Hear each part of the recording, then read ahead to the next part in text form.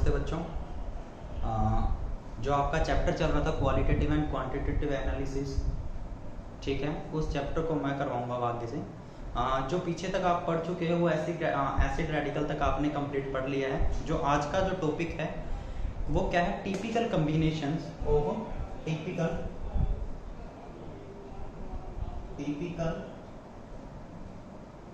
Combination of acid radicals या फिर typical combination of anions. ये टॉपिक आप पढ़ क्यों रहे हैं? पहली बात तो ये देखो, अगर इससे पहले जो आपने पढ़े हैं, मैं आपको सिंगल कंपाउंड देता हूँ। फॉर एग्जांपल जैसे मान लो मैं आपको दे दूं अमोनियम क्लोराइड दे दूं, है ना, सिंगल कंपाउंड दे दूं, तो आप इस सिंगल के डिफरेंट टेस्ट करोगे एनायनिक रेडिकल के लिए और कैटायनिक रेडिकल के लिए, और मेरे को बता दोगे कि सर इसमें एक तो अमोनियम आयन प्रेजेंट है और एक इसमें क्लोराइड आयन प्रेजेंट है। इसी तरह अगर मान लो मैं आपको क्या दे दूं, अमोनियम ब्रोमाइड दे दूं, तो आप क्या करोगे, इस सिंगल कंपाउंड को अगर मैं आपको दे दूंगा तो आप क्या करोगे, इसके टेस्ट करोगे, ठीक है, डिफरेंट आयंस के लिए, एसिडिक के लिए, बेसिक के लिए, या फिर एनायनिक के लिए, कैटायनिक के लिए, और आप मेरे को बता दोगे कि सर आपने जो मेरे को सिंगल कंपाउंड दिया है उसके अंदर एक अमोनियम आयन है और एक क्या है, ब्रोमाइड आयन है। बट कंफ्यूजन कब होती है, जब आपको कॉम्बिनेशन दे दिया जाता है, मींस दो कंपाउंड का मिक्सचर दे दिया जाए। जब आपको दो कंपाउंड का मिक्सचर दे दिया जाएगा तो कई बार क्या होता है कि जैसे अगर आप दो रेडिकल्स की बात करें, एक तो नाइट्राइड ले लूं मैं, ठीक है, एसिडिक रेडिकल्स का करवा रहा हूं तो एसिडिक रेडिकल ही ले रहा हूं पहले मैं। एक तो क्या ले ले, नाइट्रेट, दूसरा क्या ले ले, ब्रोमाइड ले ले, ठीक है, या फिर एक ले ले कार्बोनेट, दूसरा क्या ले ले हम अपना सल्फाइड।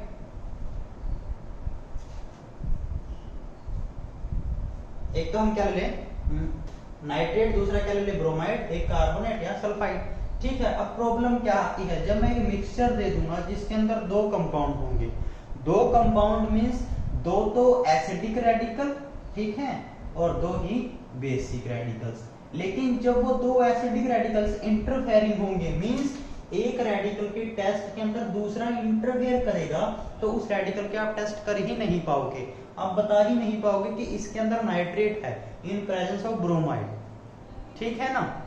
सिमिलरली क्या होगा कार्बोनेट और सल्फाइड में भी, कि जब आप इनके टेस्ट करोगे तो जो दूसरा रेडिकल है वो इंटरफेयर करेगा और आप सिंगल रेडिकल्स को बता ही नहीं पाओगे कि इनमें से कौन सा प्रेजेंट है, ठीक है। इस इंटरफेरेंस के दौरान हमें इनको पहचानना कैसे है, वो आज का हमारा क्या है, टॉपिक है, कि अगर ब्रोमाइड आयन नाइट्रेट के साथ प्रेजेंट है और मेरे को नाइट्रेट पहचानना है तो मैं कैसे पहचानूंगा, उसके कौन कौन से टेस्ट करूंगा, ठीक है, या क्या प्रोसीजर देखेंगे, वो मेरा आज का टॉपिक है। इसीलिए मैंने क्या लिखा है, टिपिकल कॉम्बिनेशन, कॉम्बिनेशन है ऑफ एसिडिक रेडिकल्स का, ठीक है। स्टार्ट करते हैं। जो पहला टिपिकल कॉम्बिनेशन है, ठीक है, वो क्या है, कार्बोनेट और सल्फाइड का। किसका है, जो पहला है वो किसका है, कार्बोनेट और सल्फाइड, कार्बोनेट एंड सल्फाइड। अब आपको भी पता है कार्बोनेट का आपने टेस्ट कैसे किया होगा, कि कार्बोनेट में डाइल्यूट सल्फ्यूरिक एसिड डाला होगा, ठीक है, डाइल्यूट सल्फ्यूरिक एसिड डालने से क्या हुआ होगा, कार्बन डाइऑक्साइड गैस बाहर आई होगी और उस गैस को लाइम, जो लाइम वाटर होता है उसके अंदर से पास करवाया होगा, कैल्शियम हाइड्रोक्साइड का जो सॉल्यूशन है, और अगर उसके अंदर मिल्कीनेस आई होगी तो आपने बता दिया होगा कि क्या है, उसके अंदर कार्बोनेट है। सिमिलरली अगर सल्फाइड भी हो तो उसको भी ऐसे टेस्ट किया जाता है, उसकी भी क्या आती है, मिल्कीनेस देखी जाती है, ठीक है ना। सल्फर डाइऑक्साइड गैस को जब क्या लाइम, जो लाइम सॉल्यूशन है उसके अंदर से पास करवाया जाता है तो उसका भी क्या देखा जाता है, मिल्कीनेस देखा जाता है। मींस अब मान लो आपके पास दोनों रेडिकल्स हैं, आप कैसे पहचानोगे, मिल्कीनेस तो इसके लिए भी है कार्बोनेट और सल्फाइड के लिए भी है, आपको क्या पता कि सल्फाइड ने दी है या कार्बोनेट ने दी है, ठीक है ना। अब इसके दौरान जब ये दोनों एक साथ प्रेजेंट होंगे तो मिल्कीनेस से तो इनको पहचान नहीं पाएंगे, लाइम वाटर के टेस्ट से तो इनको पहचान नहीं पाएंगे, तो उस टाइम हम करेंगे क्या, ठीक है, हम क्या करेंगे, हम एक आयन को तो टेस्ट देने नहीं देंगे और दूसरा मिल्कीनेस का टेस्ट दे देगा। वो कैसे देगा वो देखते हैं। एक और बता दूं मैं आपको कि अगर हम सल्फाइड की टेस्ट करें, सल्फाइड की क्या करें, टेस्ट करें, in presence of carbonate, sulphide के टेस्ट करें इन प्रेजेंस ऑफ कार्बोनेट तो हमें कोई प्रॉब्लम नहीं आती। मींस सल्फाइड के साथ अगर कार्बोनेट प्रेजेंट है और अगर अकेले सल्फाइड के टेस्ट कर रहे हो आपको कोई प्रॉब्लम नहीं आएगी। अदर टेस्ट जो है सल्फाइड के, जैसे मैंने टेस्ट लिख भी रखा है यही सल्फर डाइऑक्साइड गैस का, ठीक है। लेकिन प्रॉब्लम आती कब है, जब मैं कार्बोनेट के टेस्ट करूं, किसके, कार्बोनेट के टेस्ट करता हूं किसकी प्रेजेंस में, सल्फाइड की प्रेजेंस में। समझ रहे हो ना मेरी बात, कि सल्फाइड का टेस्ट करें कार्बोनेट की कोई प्रॉब्लम नहीं है, लेकिन कार्बोनेट का टेस्ट करते हैं सल्फाइड की प्रेजेंस में तो हमारे लिए प्रॉब्लम है। तो मेरे को क्या करना है, कार्बोनेट का टेस्ट करना है और सल्फाइड को टेस्ट देने से रोकना है कि उस टेस्ट के अंदर अपना ये कोई हिस्सा ना दे।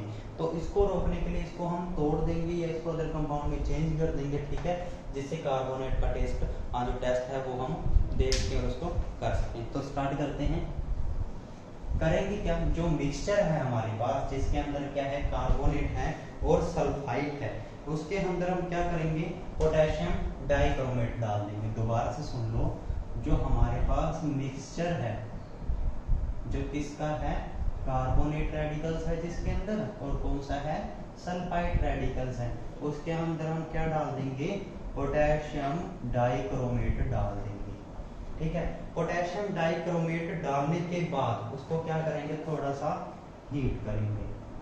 जब हीट करेंगे तो जो गैस इवोल्व होगी, हीट करने के बाद जो गैस इवोल्व होगी, उस गैस को अगर हम जो हमारा लाइम वाटर है, अगर जो हमारा लाइम वाटर है उसके अंदर से पास करवाएं और अगर मिल्कीनेस आ जाए, अगर क्या आ जाए, मिल्कीनेस आ जाए, तो वो किसको शो करता है, कार्बोनेट को शो करता है। दोबारा से सुन लो कि अगर कार्बोनेट को सल्फाइड की प्रेजेंस में डिटेक्ट करना हो तो कैसे करेंगे, कि मिक्सचर ने इसका कार्बोनेट सल्फाइड का जो हमें गिवन मिक्सचर है उसके अंदर डाइक्रोमेट डाल दें, उसको हीट करेंगे, हीट करने पर जो गैस इवोल्व हो किसको, लाइम वाटर से पास करते हैं, तो अगर मिल्कीनेस आती है तो हमारा कार्बोनेट प्रेजेंट है।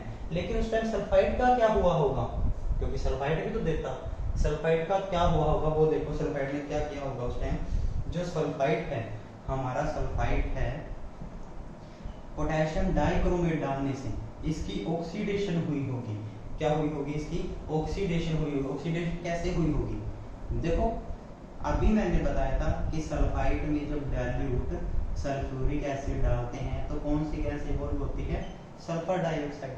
पोटेशियम डाइक्रोमेट डालने से सल्फर डाइऑक्साइड की ऑक्सीडेशन हो गई होगी सल्फ्यूरिक एसिड के अंदर, मींस ये जो सल्फर डाइऑक्साइड गैस है ये बची ही नहीं होगी। अगर ये गैस बची होती तभी मिल्कीनेस शो करती ना। अब इस गैस को तो रखा ही नहीं क्योंकि डाइक्रोमेट डालने से सल्फर डाइऑक्साइड सल्फ्यूरिक एसिड के चेंज ऑक्सीडेशन हो चुकी है और सल्फर डाइऑक्साइड गैस बची नहीं। ओनली मिक्सचर के अंदर क्या बचा, कार्बोनेट, और कार्बोनेट ने क्या टेस्ट कर दिया, मिल्कीनेस को शो कर दिया। एक और बात, अगर मान लो बाई चांस आपके पास जो मिक्सचर है उसके अंदर सल्फाइड है ही नहीं, मैंने जो मिक्सचर दिया उसके अंदर सल्फाइड है ही नहीं, आपको वैसे ही लगा कि मैं क्या करूं, क्या पता इसके अंदर सल्फाइड हो, तो आपने ये टेस्ट कर लिया, मिल्कीनेस है, आपने बता दिया कार्बोनेट है। अब मेरे को ये प्रॉब्लम है कि मेरे को ये नहीं पता उस मिक्सचर के अंदर सल्फाइड था या नहीं, ठीक है। अगर उस रिमेनिंग मिक्सचर का कलर, उस रिमेनिंग मिक्सचर का कलर ग्रीन हो जाए, लाइम वाटर के अंदर से पास करने का रिमेनिंग कलर है जो ग्रीन हो जाए, ठीक है ना, जो रेस्ट सॉल्यूशन है टेस्ट ट्यूब के अंदर, अगर उसका कलर क्या हो जाए, ग्रीन हो जाए, तो वो किसको शो करता है, हमारे सल्फाइड रेडिकल को शो करता है। अगर रिमेनिंग सॉल्यूशन का कलर कौन सा हो जाए, ग्रीन सॉल्यूशन हो जाए। दोबारा से सुन लो, मैंने क्या किया है, मैंने क्या है, कार्बोनेट को कार्बोनेट आयन है जो उसको सल्फाइड आयन की प्रेजेंस में डिस्कस करने का मेथड बताया है, क्योंकि सल्फाइड को तो हम आसानी से देख सकते हैं, कार्बोनेट को चाहिए। दिक्कत कब आएगी, जब हमें कार्बोनेट के टेस्ट करने हैं सल्फाइड की प्रेजेंस में, तो हम ये प्रोसीजर लगा के कार्बोनेट को सल्फाइड की प्रेजेंस में डिटेक्ट कर सकते हैं। जो दूसरा टिपिकल कॉम्बिनेशन है वो है nitrate and nitrite. Nitrate and nitrite, दूसरा टिपिकल कॉम्बिनेशन किसका है, नाइट्रेट एंड नाइट्राइट। नाइट्राइट।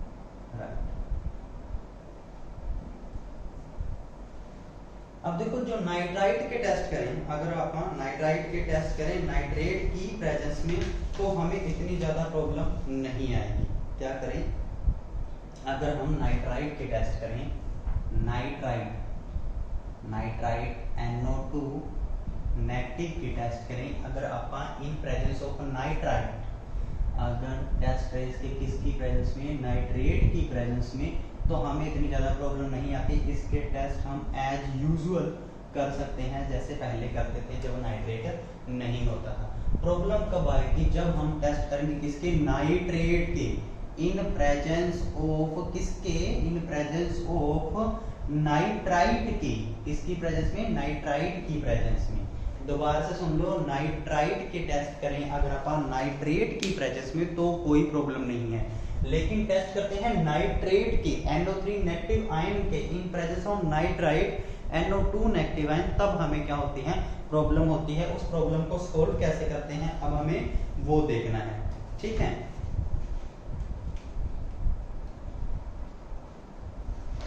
तो क्या करें, देखो नाइट्रेट आयन करता क्या होगा, पहले उसको नाइट्रेट आयन से नाइट्राइट आयन को अलग करना। नाइट्राइट आयन को अलग करने का तरीका है क्या, पहले वो सुन लो, हम नाइट्राइट आयन को तोड़ दें, जो हमारा नाइट्राइट आयन है उसको हम तोड़ दें, नाइट्राइट आयन को तोड़ देंगे, ठीक है, तो ये बचेगा ही नहीं, ये बचेगा नहीं तो ये इसके अंदर इंटरफेयर करेगा नहीं, और इसके टेस्ट जो नाइट्रेट के टेस्ट हैं वो आसानी से आ जाएंगे।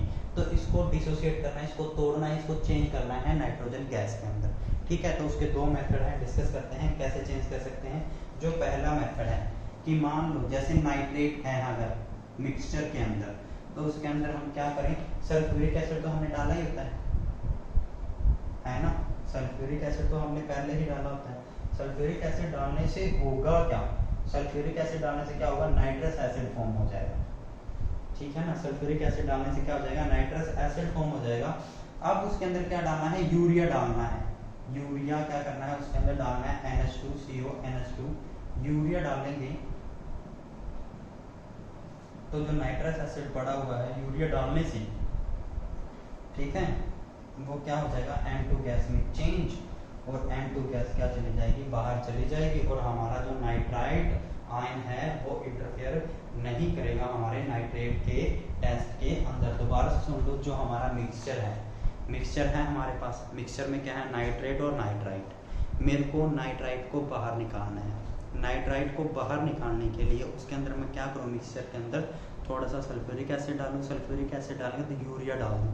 यूरिया डालने से क्या होगा, यूरिया डालने से जो हमारा नाइट्राइट आयन है वो नाइट्रोजन गैस में चेंज होगा और रिमूव हो जाएगा एज ए गैस। जो सेकंड मेथड है उसमें हम क्या करेंगे, जो हमारा गिवन मिक्सचर है उसका हम वाटर एक्सट्रैक्ट बना लेंगे। ये पीछे वाली वीडियोस में आपको बताया होगा कि वाटर एक्सट्रैक्ट क्या होता है, ठीक है, या कार्बोनेट का एक्सट्रैक्ट बनाते होते हैं, ठीक है ना, वो क्या होता है, तो वो मैं नहीं करवाऊंगा, वो आप पढ़ चुके हो पुरानी वीडियोस में, ठीक है। वाटर एक्सट्रैक्ट में क्या है, मिक्सचर लेंगे, थोड़ा सा पानी डालेंगे और उसको डिजोल्व कर लेंगे, वो हमारा क्या होगा, वाटर एक्सट्रैक्ट बन जाएगा। अब उस वाटर एक्सट्रैक्ट के अंदर क्या डालना है, अमोनियम क्लोराइड डालना है, ठीक है। जो हमारा वाटर एक्सट्रैक्ट था जिसके अंदर क्या है, सोडियम नाइट्राइट है, उसके अंदर क्या करेंगे हम, हमारा क्या डाल देंगे, अमोनियम क्लोराइड डाल देंगे। क्या था, जो हमारा वाटर एक्सट्रैक्ट है जिसके अंदर हमारा क्या है, सोडियम नाइट्रेट है, उसके अंदर हमने क्या डाल दिया, अमोनियम क्लोराइड डाल दिया है। अमोनियम क्लोराइड डालने से क्या होगा, अमोनियम नाइट्राइट फॉर्म हो जाएगा, और अमोनियम नाइट्राइट किसमें चेंज हो जाएगा, हमारा नाइट्रोजन गैस के अंदर चेंज हो जाएगा। और नाइट्रोजन गैस क्या है, गैस है, तो इसलिए बाहर चली जाएगी और क्या बच जाएगा, वाटर बच जाएगा। दोबारा से सुन लो कि हमारे मिक्सचर के अंदर सोडियम नाइट्रेट था, अमोनियम क्लोराइड डालेंगे, अमोनियम क्लोराइड डालने से अमोनियम नाइट्राइट फॉर्म होगा, और अमोनियम नाइट्राइट नाइट्रोजन गैस के अंदर चेंज हो जाएगा। कि देखो जैसे ही अमोनियम क्लोराइड डाला उसको डिसोल्व कर लेना, थोड़ा सा डिसोल्व करके उसको रखना है टेस्ट ट्यूब को, थोड़ी देर रखोगे, जो अमोनियम नाइट्रेट फॉर्म होता है नाइट्रोजन गैस में चेंज होगा और नाइट्रोजन गैस इवोल्व हो जाएगी। अब हमारे मिक्सचर के अंदर जो बचेगा ओनली नाइट्रेट, क्योंकि जो नाइट्राइट आयन था वो एज ए नाइट्रोजन गैस बाहर जा चुका है और नाइट्रेट आयन के एज यूजुअल टेस्ट हम कर सकते हैं। तो अब हमने क्या डिस्कस किया है कि अगर हमें नाइट्रेट आयन के टेस्ट करने हो in presence of nitrite ion तो हम कैसे करेंगे। सिंपल सी बात है कि नाइट्राइट आयन को या तो अमोनियम क्लोराइड का यूज करके या फिर किसका सिंपल सल्फ्यूरिक एसिड या यूरिया का यूज करके क्या करें, यूरिया का यूज करके हम किसके अंदर चेंज कर लें, N2 गैस के अंदर चेंज कर लें और हमारा नाइट्राइट आयन N2 गैस के अंदर चेंज होके बाहर चला जाएगा और मिक्सचर के अंदर अकेला नाइट्रेट बचेगा और उस नाइट्रेट के एज यूजुअल टेस्ट हम कर सकते हैं। जो हमारा थर्ड टिपिकल कॉम्बिनेशन है, जो लास्ट है आज के लेक्चर का, वो क्या है, nitrate in presence of bromide and iodide.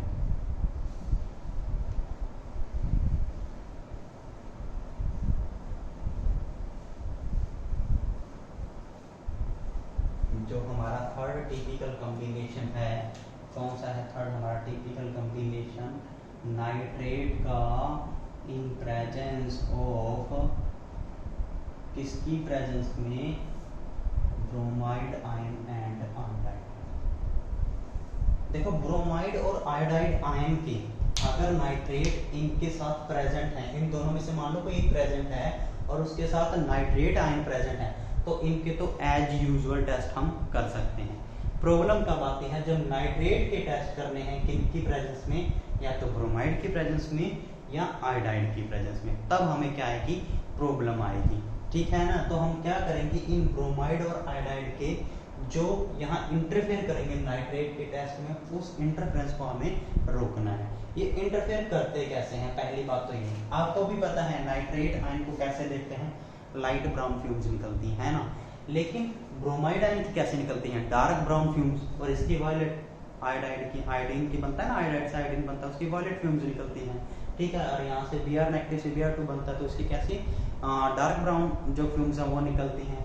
और हमारे नाइट्रेट की लाइट ब्राउन, ध्यान से सुनना है, ये जो डार्क ब्राउन है और अगर वॉयलेट है, ये इसकी लाइट ब्राउन फ्यूम्स को कवर कर लेंगी अगर ये आयन इनके साथ मिक्सचर में प्रेजेंट हुए, तो हम पहचान नहीं पाएंगे कि हमारे मिक्सचर के अंदर नाइट्रेट आयन प्रेजेंट हैं। इस प्रोसीजर को, इस काम को हमें रोकना है कि जो ब्रोमीन बन रही थी Br2, जिसकी वजह से क्या हो रहा था, डीप ब्राउन फ्यूम्स आ रही थी जो नाइट्रेट की लाइट ब्राउन फ्यूम्स को कवर कर रही थी, उसको रोकना, या फिर जो I2 बनने की वजह से वॉयलेट कलर की फ्यूम्स आ रही थी और वो इसकी लाइट ब्राउन फ्यूम्स को कवर कर रही थी, रोक रही थी, उसको हमें रोकना है। तो उसको रोकने के तरीके क्या हैं वो डिस्कस करते हैं। एक और बात, इससे देखो, अगर आप ये चाहो कि मैं नाइट्रेट आयन के, अगर किसी ने सोचा हो कि हम जरूरी है डाइल्यूट या कंसंट्रेटेड सल्फ्यूरिक का यूज कर रहे हैं इनको डिटेक्ट करने के लिए, फ्यूम्स क्यों देखें, हम सीधा रिंग टेस्ट कर लेंगे, तो रिंग टेस्ट भी नहीं होगा इनकी प्रेजेंस में, क्योंकि ये रिंग को भी डिस्ट्रॉय कर देंगे। ठीक है ना। तो जो नाइट्रेट आयन का फेमस टेस्ट है, रिंग टेस्ट है, अगर आप सोचो मैं उसका सीधा कर लूं फेरस सल्फेट का यूज करके, तो क्या होगा, ब्रोमाइड और आयोडाइड आयन है वो रिंग टेस्ट भी नहीं आने देंगे। मींस इनको तो दूर करना जरूरी है अगर हमें नाइट्राइट आयन के टेस्ट करने हैं। तो कैसे करेंगे इनको दूर, देखते हैं। ठीक है। तो क्या करें हम, इसका जो सॉलिड मिक्सचर होगा, जो सॉलिड मिक्सचर होगा, किस किस का है सॉलिड मिक्सचर, मान लो नाइट्रेट के साथ ब्रोमाइड आयन प्रेजेंट है, फॉर एग्जांपल अगर नाइट्रेट के साथ ब्रोमाइड आयन प्रेजेंट है, तो जो मिक्सचर है इन दोनों का, उसके अंदर क्या करेंगे, सोडियम हाइड्रोक्साइड डाल देंगे। क्या डालेंगे, सोडियम हाइड्रोक्साइड, मींस इस मिक्सचर के अंदर NH ऐड कर देंगे। अब क्या करेंगे, इस कंटेंट को क्या करेंगे, हीट करेंगे। ये जो कंटेंट बना है सॉलिड मिक्सचर का नाइट्रेट प्लस ब्रोमाइड का, इसको क्या करेंगे, NH डाल के हीट करेंगे, NH का सॉल्यूशन, NH का सॉल्यूशन डाल के हीट करेंगे, तो क्या होगा, जो अमोनियम साल्ट है, जो अमोनियम साल्ट है वो क्या हो जाएगा, डिसोसिएट हो जाएगा। अमोनियम साल्ट किसका है, फॉर एग्जांपल जैसे ब्रोमाइड का है, ब्रोमाइड प्रेजेंट है तो NH4Br है। ठीक है। अब क्या किया मैंने, NH डाला, NH डालने के बाद हीट किया, हीट करने के अमोनियम साल्ट है, अगर ये प्रेजेंट है, इसका अमोनियम साल्ट डिसोसिएट होगा और अमोनिया की फॉर्म में बाहर चला जाएगा अमोनियम आयन, और जो ब्रोमाइड बचेगा वो सोडियम ब्रोमाइड की फॉर्म में सॉल्यूशन में रह जाएगा, मींस Br2 बनेगा ही नहीं। और कब तक हीट करना है इस मिक्सचर को NH डालने का, जब तक उसमें से अमोनिया की स्मेल आनी बंद ना हो जाए। ठीक है, दोबारा से सुन लो, जो मिक्सचर था नाइट्रेट प्लस ब्रोमाइड का, उसको NH की प्रेजेंस में हीट करना है। हीट करना है कब तक, जैसे उसमें से अमोनिया की स्मेल आनी बंद ना हो जाए। जब आपको लगे अमोनिया की स्मेल नहीं आ रही तब रोक देना है। क्योंकि क्यों कर रहे हैं, क्योंकि जो अमोनियम साल्ट है ब्रोमाइड का वो डिसोसिएट हो जाए, और वो डिसोसिएट होगा तो अमोनिया गैस निकलेगी। और जब तक वो कंप्लीट डिसोसिएट नहीं होगा, मींस पड़ा है, तो अमोनिया की स्मेल आती रहेगी। जो कंप्लीटली डिसोसिएट हो जाएगा तो अमोनिया की स्मेल नहीं आएगी। तब हमें आगे नाइट्रेट के लिए टेस्ट करना है। ठीक है, मान लो मैंने NH डाला, हीट किया, अमोनियल स्मेल आई, अमोनियल साल्ट प्रेजेंट था और अमोनिया की स्मेल आई, मैंने हीट करता गया, अमोनिया की स्मेल आनी बंद हो चुकी है। इट मींस अब उसके अंदर से जो अमोनियम साल्ट था ब्रोमाइड का वो खत्म हो चुका है। अब मैं टेस्ट करूंगा नाइट्रेट के लिए। तो कैसे करूंगा, अब इस मिक्सचर के अंदर, जब यहाँ जो मिक्सचर बना था अमोनिया गैस से निकलने के बाद, जो रिमेनिंग मिक्सचर है उसके अंदर क्या डाल दूं, या तो एल्यूमिनियम पाउडर डाल दूं या फिर क्या जिंक डस्ट, क्या डाल दें, या तो एल्यूमिनियम पाउडर डाल दें या फिर क्या डाल दें, जिंक डस्ट डाल दें। ठीक है, एल्यूमिनियम पाउडर या जिंक डस्ट डालने के बाद उसमें क्या करें, उसको हीट करें। ये दोनों डालने का, इन दोनों में से कोई भी है, तो एल्यूमिनियम पाउडर या जिंक डस्ट डालने के बाद क्या करें, हीट करें। अगर अमोनिया की स्मेल आती है तो हमारा नाइट्रेट आयन प्रेजेंट है। दोबारा से सुन लो, मिक्सचर लिया, NH डाला, हीट किया, अमोनिया गैस को बाहर निकाला, अमोनियल साल्ट खत्म। जो रिमेनिंग मिक्सचर बचा, या तो एल्यूमिनियम पाउडर डाल दें या जिंक डस्ट डालने के बाद हीट करेंगे। अगर अमोनिया की स्मेल आई तो हमारा जो नाइट्रेट आयन है वो क्या है, हमारा प्रेजेंट है। इसकी रिएक्शंस कैसे हुई होंगी वो देखो। हाँ, इसको एक बार ऊपर से, नहीं तो साइड में लिख देते हैं, या इसको ऊपर वाली तरफ कर दूं। अब देखो इसके रिएक्शंस कैसे हुई होंगी। ठीक है, अमोनिया गैस कैसे बनी होगी, जो हमारा सोडियम नाइट्रेट, अगर नाइट्रेट आयन प्रेजेंट है तो मैंने क्या कर रखा था, मैंने एल्यूमिनियम डाला है रिमेनिंग मिक्सचर के अंदर, जिसके अंदर क्या है, NH तो मैंने पहले ही डाला हुआ था मिक्सचर के अंदर। ठीक है, एल्यूमिनियम पाउडर को डाला और जब उसको हीट किया तो क्या फॉर्म हुई, एक तो अमोनिया गैस, जो क्या हुई, अमोनिया गैस की स्मेल से हमें पता चल जाएगा कि अमोनिया गैस फॉर्म हुई है। ठीक है, और साथ में NaAlO2, अगर अमोनिया फॉर्म हुई, अमोनिया गैस की स्मेल आई है, तो ये किसको प्रेजेंस को शो कर देंगे, नाइट्रेट के आयन की प्रेजेंस को शो कर देंगे। तो इस तरह से हम अगर नाइट्रेट आयन के साथ हमारा ब्रोमाइड आयन प्रेजेंट है तो उसको डिटेक्ट कर सकते हैं। दोबारा सुने, NH डालेंगे, NH डालने से जो Br2 गैस बन रही थी वो नहीं बनेगी। ठीक है, इसी तरह इसका सेकंड मेथड है, वो आप खुद करोगे। ठीक है, तो इन दो मेथड से हम क्या कर सकते हैं, नाइट्रेट आयन की in presence of bromide ion या आयोडाइड आयन हम डिटेक्शन कर सकते हैं, उसको पहचान सकते हैं। तो ये आज मैंने 3 कॉम्बिनेशन के हैं टिपिकल के। ठीक है, एसिडिक रेडिकल्स के 3 और बचते हैं, वो हम अगले लेक्चर में करेंगे। आज के लिए इतना ही, थैंक यू।